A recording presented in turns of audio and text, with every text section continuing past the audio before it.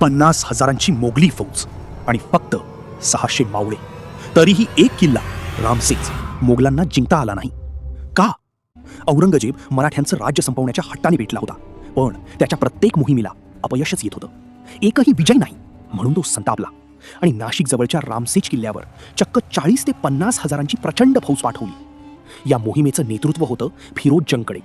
त्याला वाटलं हा किल्ला फक्त 4 ते 5 तासात पडेल, पण गडावर होते फक्त 600 ते 700 मावळी आणि इथूनच सुरू झाली खरी लढाई. मोगलांनी हल्ला चढवला, पण वरून मराठ्यांनी दगड, ओंडगी आणि गोफणांचा जबरदस्त मारा सुरू केला. प्रत्येक हल्ला परतवून लावला जात होता. किल्ला काही केल्या ताब्यात येत नव्हता. मग फिरोज जंगने एक धक्कादायक डाव खेळला.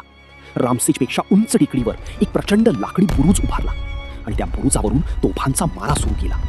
गडावर संकट वाढत होतं. दारूगोळा संपत चालला होता, पण मराठी हार मानणारे नव्हते. त्यांनी एक भन्नाट युक्ती लढवली.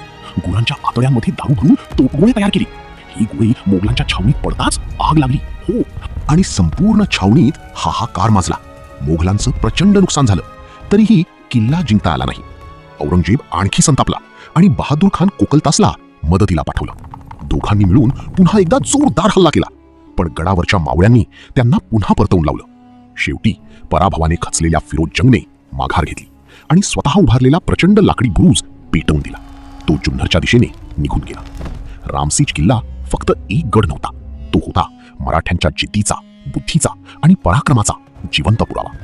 आवडला असेल तर कमेंट करा. पुढील भाग लवकरच.